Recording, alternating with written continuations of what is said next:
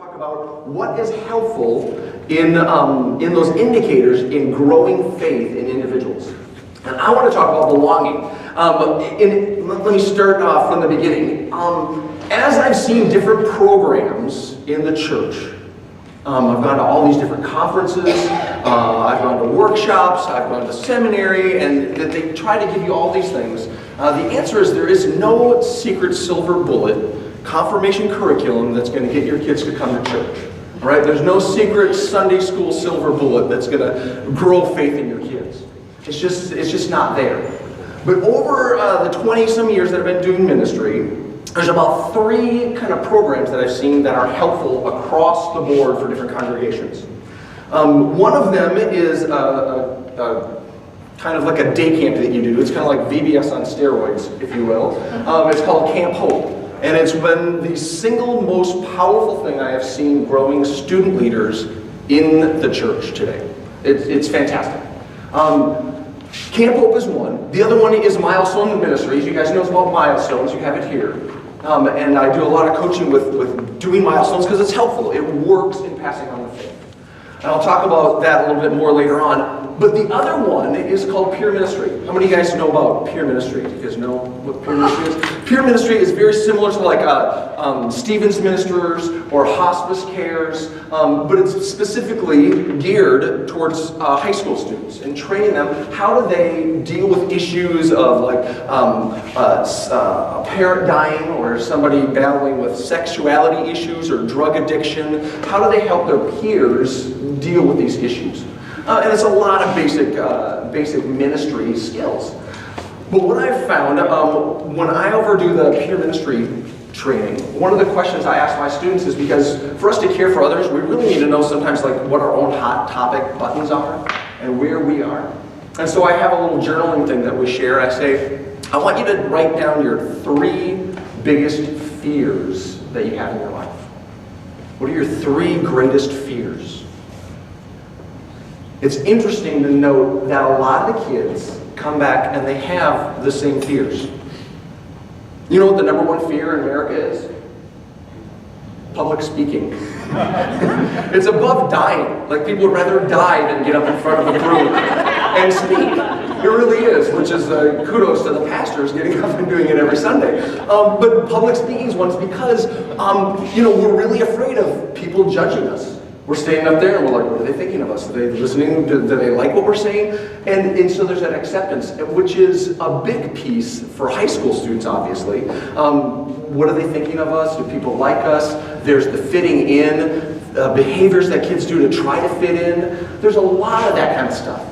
A lot of fears in there. And the other big fear that students have, that they find out most all of them have, is a fear of being alone. They have a fear of being all by themselves. Either it's a parent that's going to die or a friend that's going to die or leaving by themselves. They're not going to fit in. And so when I went to Luther Seminary, I was in pastoral care class, I really wanted to boil down to the bedrock bottom. Like, what do people really need? What are they looking for? Like the basic things that everybody is searching for. And I really kind of came down so far with 3. The first was, everybody wants to know if they're okay. Like, I think there's this deep thing inside of ourselves that we think, I don't like this about me. Did God mess up making me this way? We want to know if we're okay. The second is we are searching for acceptance. We want to know not only do we think we're okay, and God thinks that we're okay, but do other people think we're okay? Is there acceptance for who we are? And then the third is belonging. It's we want a place of connection to other people. We want to belong. I mean, we see that. Don't we see that in the scriptures from the beginning when God has Adam and brings all the animals and he names them all and he's trying to make a connection and he finds there is no suitable helper for Adam. And he says, it is not good for us to be alone. We need helpers. We need a point of connection. We see that throughout scriptures. I mean, isn't that what the scriptures are? It's about a love relationship between creator and creation. To love God with our heart, soul, mind, and strength. And to love our neighbors as ourselves. I mean, that's the image of the cross, isn't it? those two relationships. We see it throughout Scripture. It's really, really important. And because of that, it really came down for me is I have personal, what I want to call my personal core values. Like I have personal core values that kind of guide my life as I make decisions for what's important for me, because we're all busy. And I want to be able to say no to certain things that just don't match my core values, that are just not good for me. And one of them is relationships matter. Relationships matter is one of my main core values. And I'll tell this when I do my training for my Sunday school leaders or my adult volunteers. I'm like, relationships matter is important. And what does that mean? So like on a Sunday morning, when something happens in your small group discussion for one of the kids, the Sunday school curriculum goes on the back burner and you deal with what's happening in the group. Let me give you an example. One of my students, she is a sophomore this year. Their family used to live in Italy and came over, and they had a close family friend there that also lived in Italy. But when they came to the States, they moved to North Carolina, and the family's friends moved to California, opposite ends of the country. Well, her friend was sick, started to battle some cancer actually in high school. And Addie came to me on a Sunday morning, tears in her eyes, and said her friend just passed away last Friday. And so we talked about that. Her parents left her there with her extended family. They went to be with the family for the funeral. So she couldn't even go attend the funeral with this close friend of hers. After talking with Addie, obviously, I go to the small group leaders, and I'm like, that's your small group time. Relationships matter. You're going to talk about this. Where's God in this? How do we care for Addie? How can we be there for her? That's what's important. It's about relationships. It's not about the curriculum. It's about creating this place, of belonging for people. Because it's at the core of who we are. And I think that's the kind of community that we want to build. Aren't we all kind of looking for a place of belonging? We're looking for that group that will care for us. When I was in Houston, I just saw actually a wedding picture of 3 students that I had about 10 years ago, and they're all in a wedding party, and I remembered back when Corey was one of the students, when Corey was in high school, actually started when he was in 6th grade, his mother was diagnosed with cancer. Man, not good, and everybody kind of wrapped around Corey. We created this great place of belonging for him. Well, I was driving my car when Corey was a junior in high school, and got the phone call on a Thursday afternoon that the mom had passed away. And so I got on the phone, said, I am heading, obviously I'm turning the car around, get on the phone to one of the students, Andrew, who's one of his close friends, and said, Andrew, Corey's mom just passed.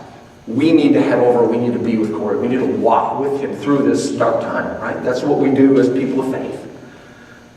And he's like, and I'm like, okay, you gotta call Ryan, you gotta call Melissa, you gotta call Michelle, that core group of kids that were around Corey. He's like, oh yeah, we've already been over here for an hour. Yeah, that's the kind of belonging community that we want for our kids, that we want for ourselves, actually, isn't it? That's what we're looking for, that kind of that core sense of belonging. And as I was doing some study on this with leaders, why is belonging so important? Why does it matter so much? Why do relationships matter so much? I mean, we have the scriptures, but it's interesting that they have actually done some scientific studies on places of belonging and how it affects us as individuals. And they have found that it is good for us, not only mentally, but health behaviorally.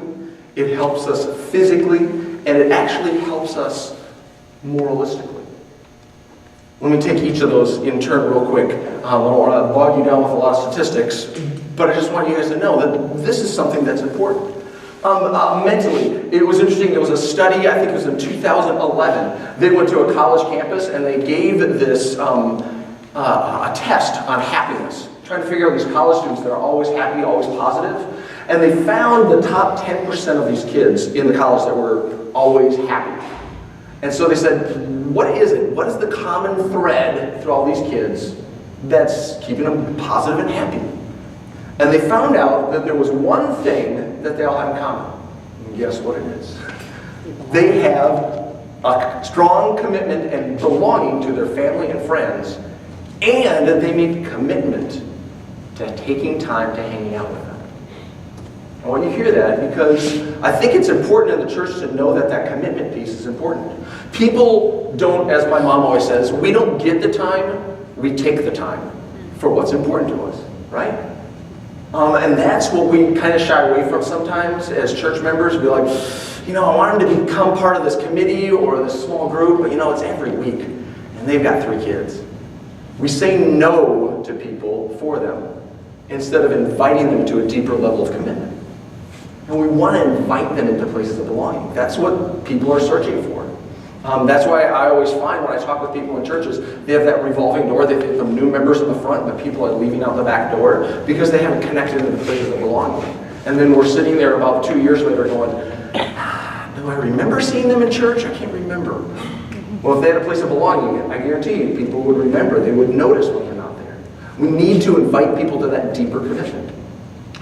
So there's that behavioral, mental well-being for places of belonging. Another one, obviously, is health behavioral things. Depending upon who you hang out with, you find out, are you a smoker? Are you a biker? How do you eat? I mean, we kind of gravitate or do the behavioral practices that other people around us do. Isn't that true? That's why things like Weight Watchers works, because it creates a sense of community and belonging around that. That's why it's successful. The other one is a physical health. And I know what you're thinking, obviously, Neil, if we're a smoker kind of person, that's going to affect my physical health. It makes sense. But it's not just that. It's not just our behaviors. What they did, there was a study on people with coronary artery disease. And what they did is they took a study and they watched these people. And they found out that individuals with coronary artery disease in 2001, that they are 2.4 times more likely to have a cardiac death if they are isolated or excluded from other groups. Think about that for your people that friends that are battling health issues or like cancer. If we isolate them out from the community, they're more likely to suffer from the illness. It's that place of belonging is huge. It's huge for us physically as well. But here's the one that really, really got to me.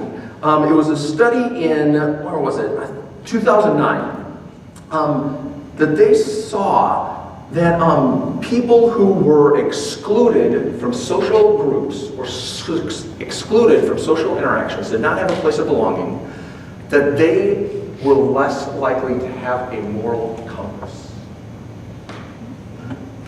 They were less likely to have a purpose and meaningful living existence. That the place of belonging gave them a sense of purpose in their life. Now, as people of faith, that should be huge for us, right? That should be huge. If we really want to have people have a sense of God's calling in their life, we need them to have places of belonging. That's why we were just talking about that book called How to Be a Christian. How to Be a Christian Without Going to Church. It's a book that's out that's very popular, and we want to read it. It's like, okay, are they talking about not being a church member or not having a place of belonging? Because it's important. I think it's important to have that place of belonging. Relationships matter. And I don't need to tell you guys, from talking with the listening team, that's pretty obvious on the listening surveys that people want to belong. You want to have a group to belong to. You want to have a place of connection. You want to have that sense of community.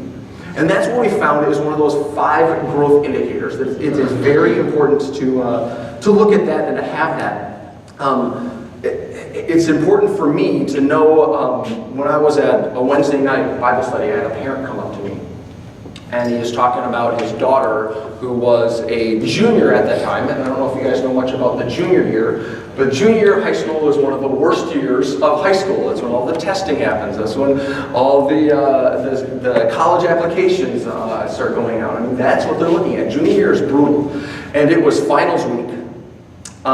They actually had a student in their high school commit suicide the week before. So they were dealing with that. And this is also a single parent father. So she is really struggling that week.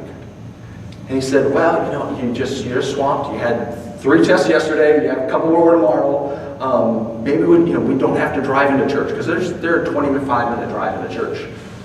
Hour and a half at church, 25 minutes back. Maybe we just need to skip it. She goes, no, Dad. Now you don't understand. I need this. I can't miss church tonight. It's what gets me through the week. I have to be with my friends. I need this. I think that's what we all need, isn't it? To get us through the week sometimes. We need to have that place of belonging sometime throughout the week, either on Sunday or on a committee, sometime through the week. We need this. We need this place of belonging. So I wanted to talk a little bit about what that might look like as I talk to different churches about what is belonging like and what does it look like and what can we do maybe to make it a little bit more helpful.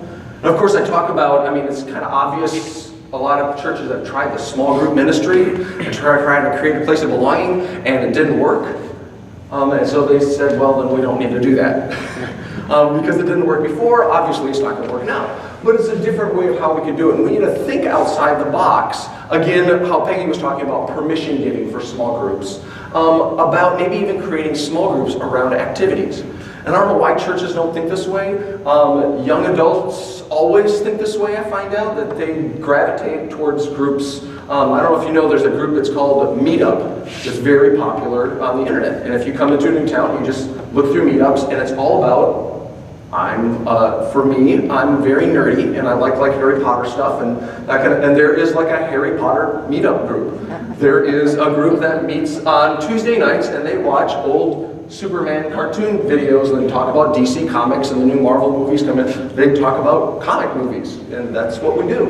There's a group of Doctor Who watchers, and they just watch Doctor Who on Saturday night and go out to dinner afterwards and talk about it. They do it on interest groups. And the church, I think, is missing out.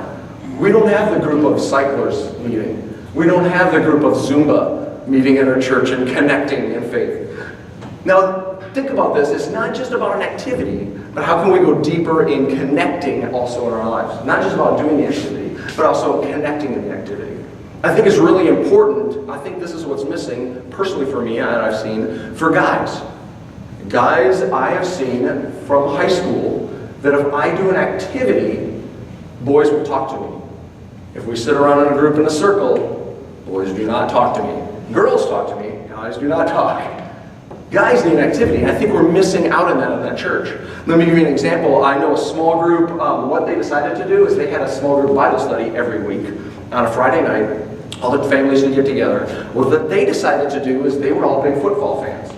So they all bought season tickets together, so they all sit together, and then they bought 2 extra tickets as a group with the intention that they were going to invite other people with them to join them to go watch football. Who doesn't want to go tailgate and go to the Sunday game for free? Right? And so they invited the people to come with them to the football game. And then after they got involved, I'm like, yeah, this is really kind of fun. They got to know them. They're like, well, we do this Bible study on Friday night if you want to join us. They started doing that every year. That's how they grew their group, was around football. Think about activities. But not just that, is that every church has small groups. We have places of belonging. I think we just miss it. And they're called committees. Aren't they? I mean, Lutherans have this art form of forming committees. That's what we do well. We do coffee and food and potlucks, and we do committees really well. But the thing is that we're not connecting people together. We get bogged down with the to-do task, and we don't connect with each other. Okay? If relationships matter, we need to have a time in our committee when we can be disciples. Well, we can do things like, what's going on in your week? What was your high this week? What did you really struggle with this week? In youth ministry, we call them highs and lows. We do them with students all the time. And then when we get confirmed, we kind of stop doing highs and lows for some reason. I don't know why. But it's the highs and lows. What's God up to in your life? Where do you need to see God more active? What happened in your life? Connecting with each other in the committee. Growing disciples, and I'm not talking, it just frustrates me when I go to council meetings, and the council meetings, the leaders of the church, and our devotion is, I read the story, okay, now let's pray, okay, now let's get down to real stuff. I'm like, really? That was our devotion? That was it? Let's have some discussion on this. I want to talk about that story. Because I didn't agree with a couple things he said, and I don't see that in my life. Or, yeah, that really connected with me and my mom. Let's have some caring conversation in here. Because, like what I say with my Sunday school leaders, relationships matter, that relationship trumps the Sunday school lesson. I think relationships trump the to-do list for committees. We need to have some time we care for each other so that we're fed to lead the congregation in our committee task. But that's just me. I want you guys to think about that. How can you grow deeper and create these places of belonging in your committees? And I find out across the board, churches are notorious on this. And what really struck me on this is our staff was having devotions. We decided to start having devotions. And so I was blessed with the task of doing the first one, because I opened my mouth and said that we should do this. So, when you volunteer, complain, you're volunteering to lead. So they put me in charge, and so there are these things we use with our students called faith talk cards. Do you guys have those? Yeah, you send them home with the kids, and they got little cards on different topics. And so the Holy Spirit led me as I picked out one, and I said, let's just do a faith talk card. And I pulled it out and it says, tell a story of a memory you have around the Lord's Prayer. After 10 years on staff with these people, I learned more in that one devotion than I did in 10 years of ministry with them. I learned stuff about our business administrator, about the Lord's Prayer with his relationship with his mother. I had no idea, never connected with. So it kind of sparked this thought in my head is maybe we could do better in our committees at connecting with each other, because I kind of missed the boat for 10 years with my staff members. We see each other every day, How can we connect and create those places of belonging? I think it's important. I think it really matters. So the committees are another one. Let's talk about milestones a little bit too. I do a lot of consulting with milestones with groups, and I know that you guys do a lot of classes. You do like around baptism class or confirmation, you'll have a class with the parents together, and I've heard that is a really awesome place that you see where faith is passed on, right? When you see parents and the kids talking about faith in classes, you'd be amazed at how many churches that I'll talk to about faith, that they're doing milestones, but all they're doing is just handing stuff out in worship. There's no family interaction piece that they're doing. They're not connecting with families. It's amazing to me that they're missing out on that great gift to do that kind of stuff. But it can go deeper, because there's a lot of things that are happening in a student's life that we can have a milestone every single year for kids from birth all the way through high school graduation. And when we create those points of deeper conversation and allow families to talk about it, and not only that, but I'd always developed a piece called Taking the Celebration Home. Do you guys know what the 4 keys are? The 4 keys of passing on faith, they call them. One is caring conversation. One is rituals and traditions, family devotions, and family service. And so what we would do is around each of these stepping stones, like starting Sunday school or grade school backpacks, starting the school year, we would give a little thing called Taking the Celebration Home and just give families ideas on what to do around those 4 keys for like the next 4 months. And then what we would do is we would follow up with them, ask them, some of the people that I was closer to, like, tell me, did you actually do it? Because we can give you stuff, but we can't make them do it. Are you actually doing it? Would you? No, you did. Do you have a story on that? Oh, I got to tell you. Write a blog, let me know, and we'll use it in the sermon. We'll put it out in our newsletter. Because I think when people see other people how it's helpful for them, it catches fire. And other families are doing it. We need to follow up and making sure that it's getting home. Because honestly, if we're not partnering with families for their place of belonging, I think that we're missing the boat. Because you guys know that mothers are number 1 influencer of a child's faith, right? And dads are number 2. Pastors are number 6, sorry. Youth ministers are number 12, so. Yeah, my pastor always reminds me of that, whatever. But yeah, it's important to include parents in the development of their own child's faith. We build that community, that place of belonging. And if we do that around milestones and not only have a time when parents and kids are talking together, but we also separate the kids out for a time to talk, and we take some time of belonging, bonding with the parents, that's where we grow our children together. That's when we give them faith talks of saying, I tried this at home and it did not work with my son. What is everybody else doing? 6th grade's a weird time. That's when parents start praying a lot. That's when they need to come together. The other time they start praying a lot is when their high school student gets their driver's license. They need to come together and pray together. But when you look at that, when does that bonding start? That needs to start when they're young. Parents need to connect when they're younger parents, even if it's 2 or 3. Because a strong high school starts where? In preschool. You grow your leaders, like Peggy was talking before. We grow our leaders. We grow the community. We have to create these places of belonging. So I want you to think about that. A deeper and a wider, bold, consequential faith is what we're talking about. But not just that, I want to talk a little bit about places of belonging, because when I talk about this, I always get the complaint in high school, and I see that it transfers to adults as well, is they have this little word of saying, well, the group is so cliquey. You guys ever hear that? There's so many cliques, I just can't get in. Let me say this, I think it's really important. I had a group of girls that came into 9th grade. They were called the Wolf Pack. They even had a name themselves. It was that bad. Yeah, it was that bad. They were a group of 7 of them, and they always did this stuff together. They came into high school, and one of the older students said, well, you guys are kind of cliquey. And they freaked out. They said, oh, we are not a good youth group. We're so cliquey. When I talked to them, I said, clique doesn't necessarily mean bad, right? Clique doesn't necessarily mean bad. Exclusive means bad. I said, when you're there on church on Sunday morning and your clique, if you're not inviting other people to be part of your conversation and you're excluding other people, that's bad. Don't feel bad that just the 7 of you did a sleepover the night before and came up to church together. Because they're close. Honestly, we have our favorite people we connect with better than others. We just do, right?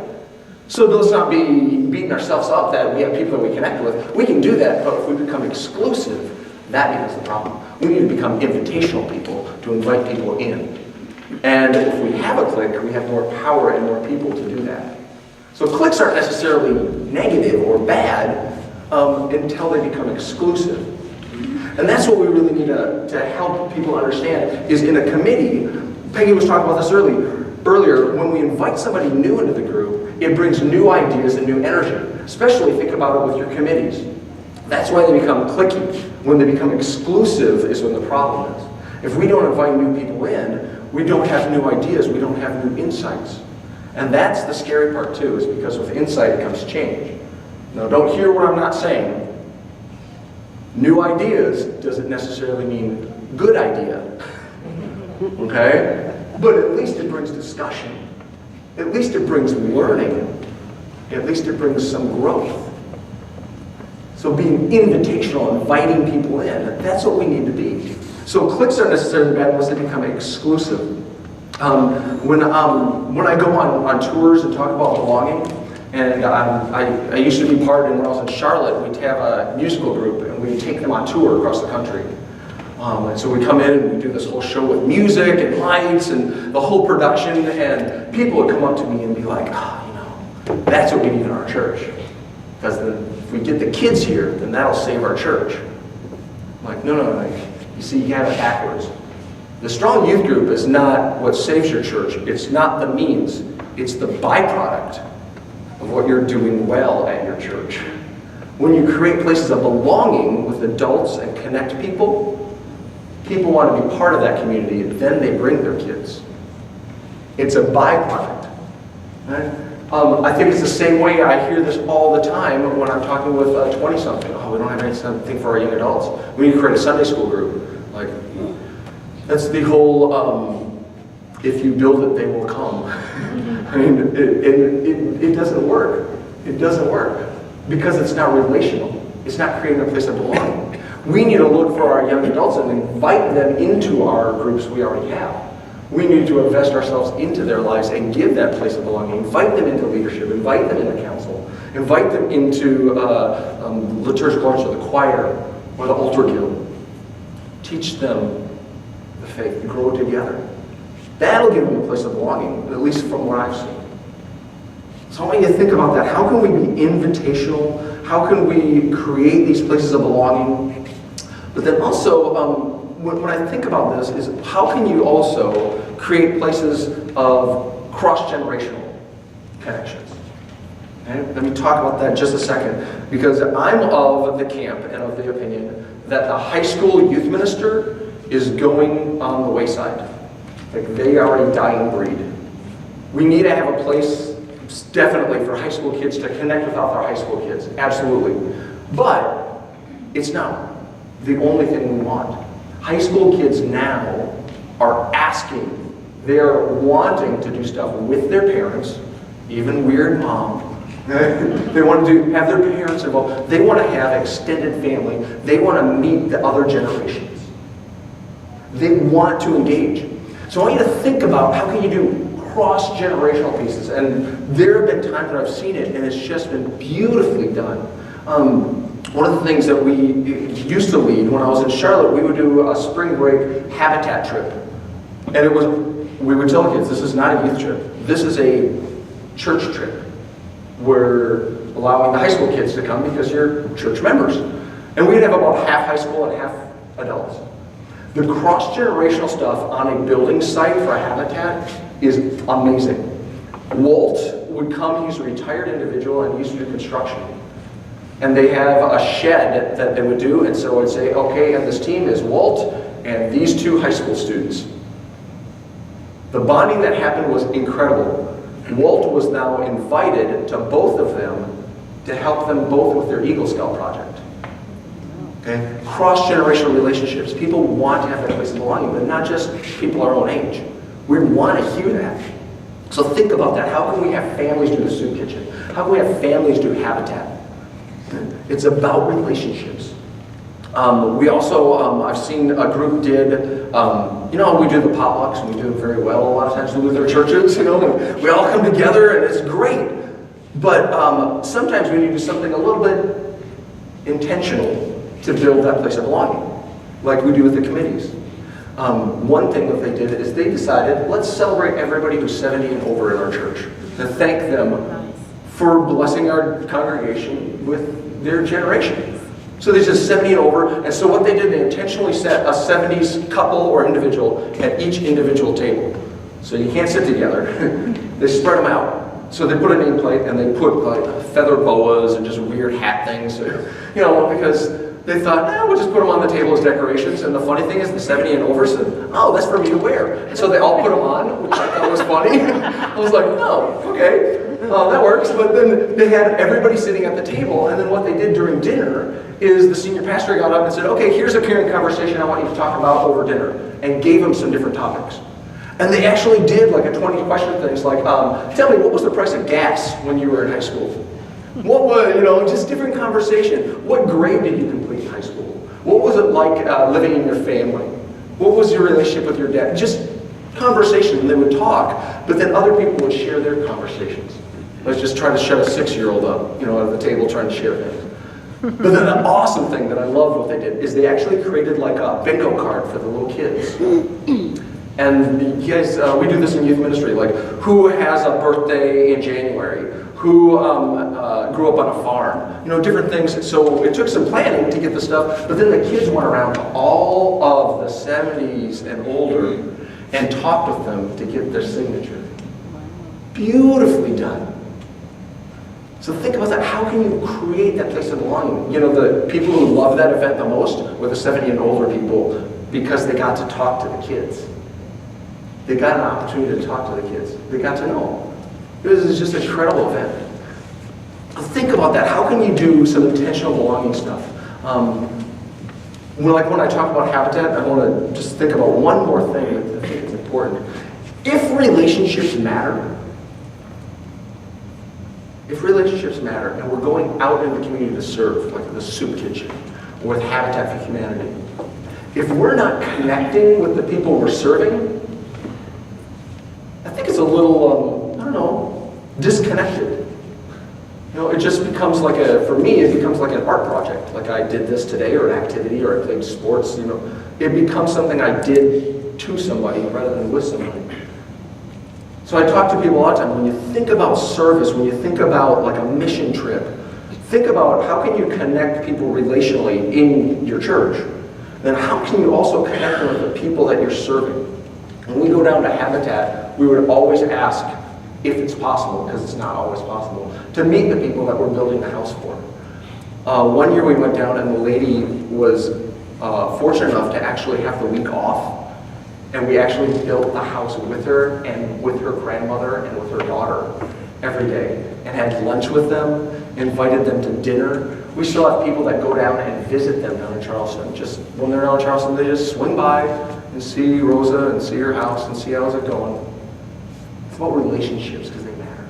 We want to create these places of belonging in our church and in our community because it's how we grow faith.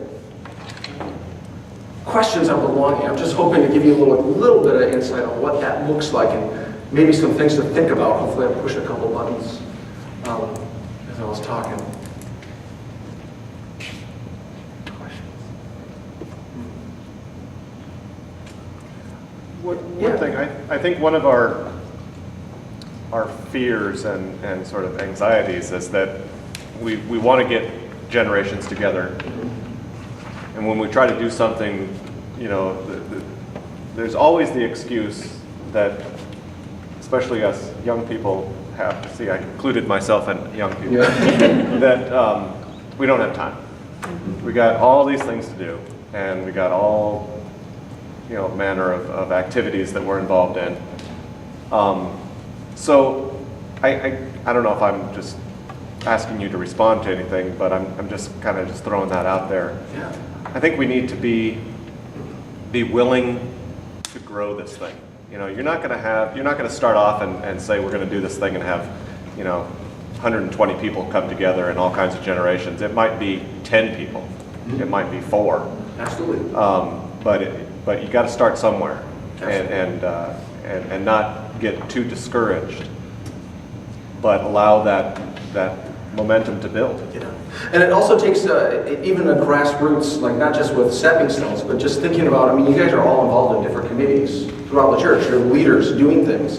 Thinking about, if we take the baptismal commitment seriously, we welcome you to the Lord's family, a fellow member of the body of Christ, worker with us in the kingdom of God.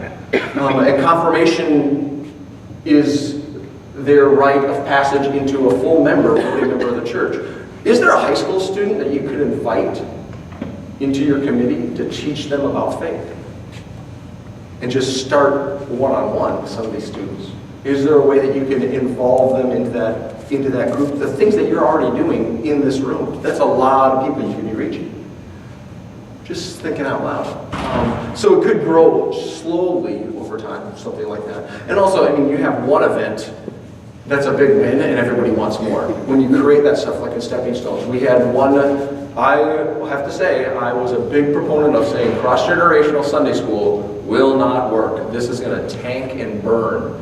When I was in Houston, we had one event, and they sat him around, and Paul Hill came down, and he led some discussion, and I'm like, And I guarantee you, right when the break happened, here comes the 65-year-old guy who was one of the rocks of the congregation, looking for me because he wanted to tell me what he thought. And I thought I knew what he was going to say. And he, just a little background story, his mother collected, those decorative spoons that you can get around different states. My mom used to collect them, so I knew what he was talking about. And there was a girl, a 6th-grade girl at his table that had one of those spoon rings where they mutilated one of those collector spoons that she was wearing on her finger. And he did not like that at all. And I'm like, oh my God. I'm like sweating, going, here we go, we're in the tank. I knew this was going to happen. And he said, and then Paul asked about, tell a story about like how you remind yourself of Christ throughout your day. And this girl said, well, I have this spoon ring on.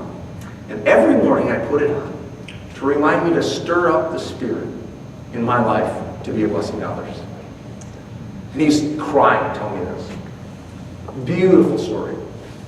He became her mentor through confirmation, very interestingly. So yeah, I was a big proponent of not doing that, but if you get like one small win, people hunger for more. We want to belong. We want these relationships. It's how we're created. Well, thanks. Neil, I'm not sure how to ask this, so I'll just give it a try. Yeah. I was present at one of the listening teams that came to the senior Bible study that I lead. And one of the folks said, we're not really reaching people who are not already church. We're doing a lot of, who can I get that, can come, and lots of times they either are already Christian or the ones that leave go to another Christian church.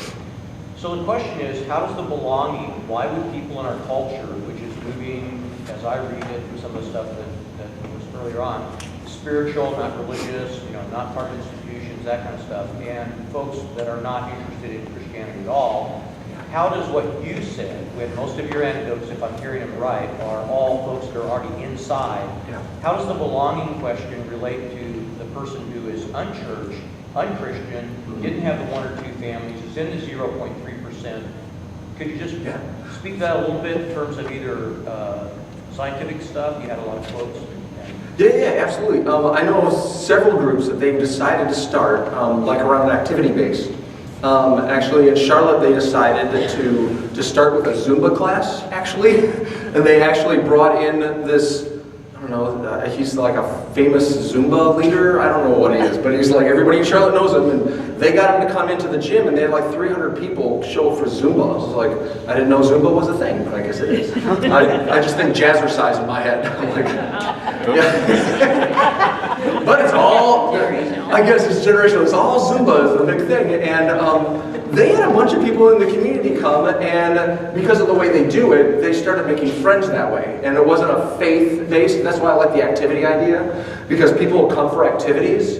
And again, it's they don't care what you know unless they know you care. And it's a place of belonging for them. And once they feel comfortable coming on campus for Zumba, and they start that relationship, that opens up the door to conversation. It's like I talk to my high school students, is like, we all know the word education means edukatsu, means to draw out of somebody, to educate them. And instead we have an idea of trying to cram in information. We're doing it wrong, and we're doing the same thing with our faith. We try to like hold the banner. It's like, oh, they're going to become a Christian if I hold a banner at a carnival. That's not going to work. We need to draw it out, like be a tour guide for people, build the relationships, and talk with people saying, when you said this, like, I see God active in that. I see God active in your life. He's already active in people's lives outside the church.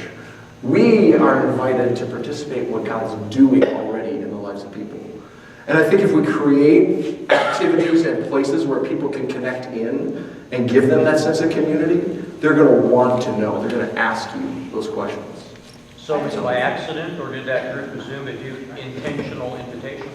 They decided to do intentional invitation and draw people into the community, but not with the intention of saying, we're going to do this so that you become a member.